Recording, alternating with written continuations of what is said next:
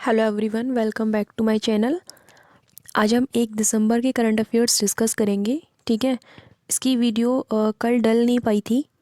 ठीक है, तो आज मैं 1 तारीख के और 2 तारीख की दोनों की ही वीडियो लेकर आऊँगी आपके लिए। तो चलिए स्टार्ट करते हैं। हाँ, इसकी जो पीडीएफ है वो आप लोगों को इस वीडियो के डिस्क्रिप्शन बॉक्स में साइट का लिंक मिलेगा, वहाँ पर जाके आप लोग इसकी पीडीएफ डाउनलोड कर सकते हो। बाकी के करंट अफेयर्स भी सीक्वेंस से डले हुए हैं प्लेलिस्ट में, उसका लिंक भी इस वीडियो के डिस्क्रिप्शन बॉक्स में है, वहाँ पे आप लोग इसको फॉलो कर सकते हो करंट अफेयर्स को। ओके, चलिए स्टार्ट करते हैं। फर्स्ट टॉपिक है, हाल ही में किसे राष्ट्रीय डेयरी विकास बोर्ड का नया अध्यक्ष नियुक्त किया गया है? तो वर्षा जोशी को नियुक्त किया गया है नया अध्यक्ष। ठीक है, एनडीडीबी का। भारत की आईएएस अधिकारी हैं ये वर्षा जोशी, जिनको राष्ट्रीय डेयरी विकास बोर्ड का अध्यक्ष नियुक्त किया गया है नया। वह वर्तमान में भारत सरकार के मत्स्य पशुपालन एवं डेयरी मंत्रालय के पशुपालन और डेयरी विभाग में संयुक्त सचिव के रूप में कार्यरत हैं। ठीक है, मतलब प्रेजेंट में ये क्या काम कर रही हैं वो आपको बताया गया है। राष्ट्रीय डेयरी विकास बोर्ड की स्थापना हुई थी 1965 में, जुलाई 1965 में गुजरात के आनंद नामक स्थान पर की गई थी। ठीक है, इसकी स्थापना मिल्कमैन के उपनाम से प्रसिद्ध डॉक्टर वर्गीज कुरियन, ठीक है, डॉक्टर वर्गीज कुरियन ने की थी। राष्ट्रीय डेयरी विकास बोर्ड के गठन के केंद्र में सहकारी सिद्धांत एवं सहकारी नीतियाँ हैं। ठीक है, ये डॉक्टर वर्गीज कुरियन को श्वेत क्रांति के लिए इनको जाना जाता है। ठीक है, आपने सुना होगा इनका नाम, कई बार इससे रिलेटेड क्वेश्चन भी पूछे जाते हैं, तो इसको याद रखना आप लोग। नेक्स्ट है, हाल ही में सूर्यधार झील का लोकार्पण कहाँ किया गया है? तो इसका लोकार्पण उत्तराखंड में किया गया है। ठीक है, उत्तराखंड के मुख्यमंत्री त्रिवेंद्र सिंह रावत ने देहरादून के डोईवाला में सूर्यधार झील का लोकार्पण किया है। यह झील 550 मीटर लंबी, 26 मीटर चौड़ी और 10 मीटर गहरी है और जिसकी क्षमता 77,000 क्यूबिक मीटर है। ठीक है, यह झील राज्य के 18 से 20 गांवों की पीने के पानी और सिंचाई की ज़रूरतों को पूरा करने के अलावा इस क्षेत्र के जल संसाधनों को दुरुस्त करेगी और एक स्वस्थ इकोसिस्टम बनाने में मदद करेगी, जो कि प्रवासी पक्षियों को आकर्षित करेगा। ठीक है, तो देखिए सबसे ज़्यादा इम्पॉर्टेंट यहाँ पे क्वेश्चन यहीं से बनेगा कि इस झील का लोकार्पण कहाँ पर किया गया है। नाम याद रखना, सूर्यधार झील है, तो उत्तराखंड में जो है इसका लोकार्पण किया गया है। ठीक है, चलिए स्टार्ट करते हैं। नेक्स्ट है, हाल ही में किसको लोकसभा का नया महासचिव नियुक्त किया गया है? तो वो नियुक्त किया गया है उत्पल कुमार सिंह को। ठीक है, लोकसभा अध्यक्ष ओम बिरला ने वरिष्ठ आईएएस अधिकारी उत्पल कुमार सिंह को लोकसभा और लोकसभा सचिवालय का महासचिव नियुक्त किया है। वे स्नेहलता श्रीवास्तव का स्थान लेंगे। ये इम्पोर्टेंट है यहाँ से, यानी कि इनसे पहले कौन था, इस तरीके से क्वेश्चन आ सकता है। ओके, लोकसभा का महासचिव यानी कि secretary general of the Lok Sabha का सचिवालय प्रशासनिक प्रमुख होता है।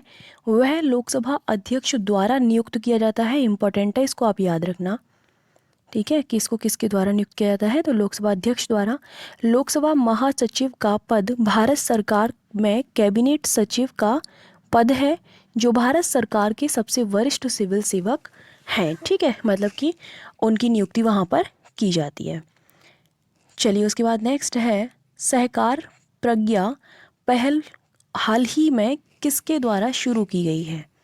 तो इस पहल को स्टार्ट किया गया है राष्ट्रीय सहकारी विकास निगम द्वारा। ठीक है, नाम से ही पता चल रहा है। सहकार प्रज्ञा भारत में प्रशिक्षण कार्यक्रम के माध्यम से सहकारी क्षेत्र की क्षमता के विकास में मदद करने के लिए राष्ट्रीय सहकारी विकास निगम की एक पहल है। इस पहल का अनावरण केंद्रीय मंत्री नरेंद्र सिंह तोमर ने किया है। ठीक है। राष्ट्रीय सहकारी विकास निगम की स्थापना, अगर हम बात करते हैं राष्ट्रीय सहकारी विकास निगम की, तो इसकी स्थापना हुई थी 1963 में संसद के एक अधिनियम द्वारा कृषि एवं किसान कल्याण मंत्रालय के अंतर्गत एक सांविधिक निगम के रूप में की गई थी। इसका उद्देश्य क्या है? कृषि उत्पादन, खाद्य पदार्थों, औद्योगिक वस्तुओं, पशुधन और सहकारी सिद्धांतों पर उत्पादित वस्तुओं और सेवाओं के उत्पादन, प्रसंस्करण, विपणन, भंडारण, निर्यात और आयात तथा इसके साथ संबंधित मामलों के लिए कार्यक्रमों की योजना बनाना और उनका संवर्धन करना, यानी कि उसी से रिलेटेड सारे कार्य करना इसका काम है। नेक्स्ट है, हाल ही में किसने future of regional cooperation in Asia and the Pacific title से एक नई पुस्तक जो है या फिर बुक जो है जारी की है। ठीक है, तो ये जारी की है एशियाई विकास बैंक ने, यानी कि एडीबी ने।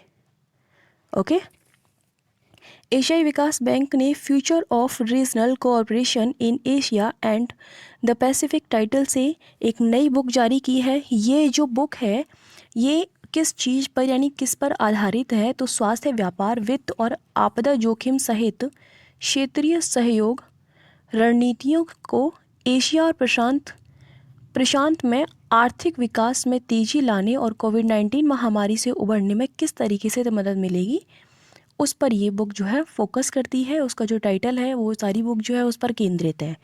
ओके, एशियाई विकास बैंक की अगर हम बात करते हैं तो ये एक क्षेत्रीय बैंक है और इसकी स्थापना हुई थी 19 दिसंबर 1966 में। ठीक है, और इसका जो मुख्यालय है, हेडक्वार्टर इसका मनीला में है, यानी कि फिलीपींस में है। इसका उद्देश्य एशिया में सामाजिक और आर्थिक विकास को बढ़ावा देना है।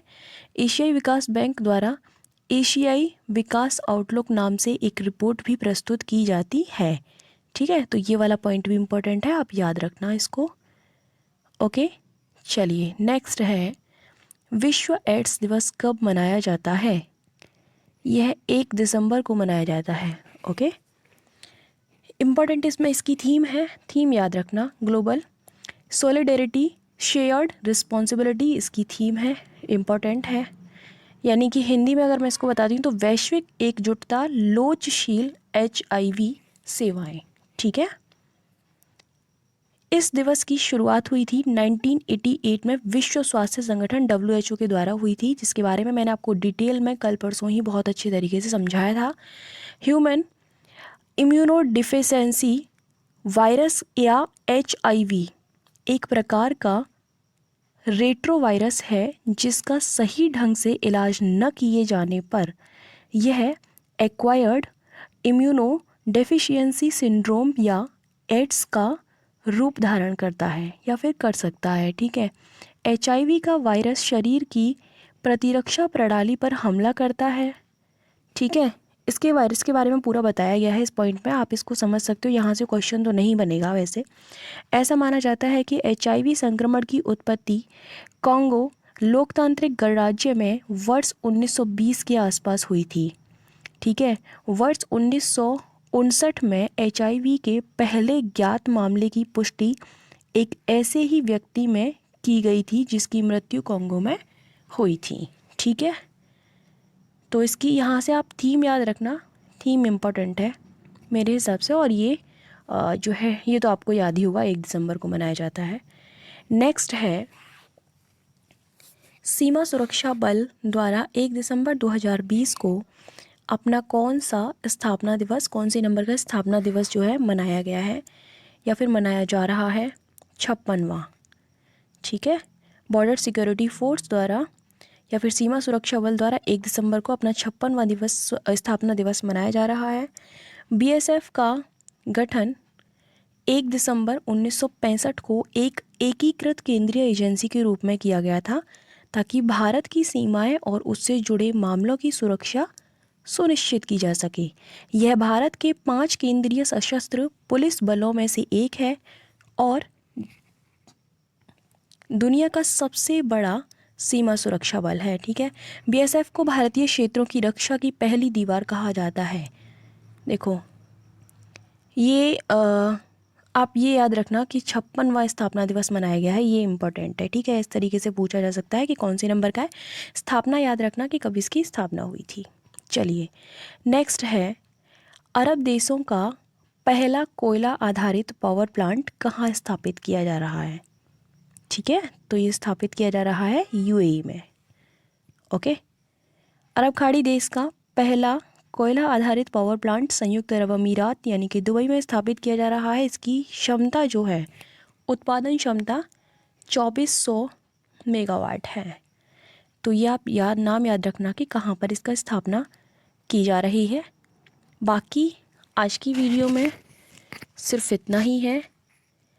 ओके, मिलते हैं नेक्स्ट यानी कि 2 दिसंबर के करंट अफेयर्स वाली वीडियो में। Okay, thank you so much for watching my video.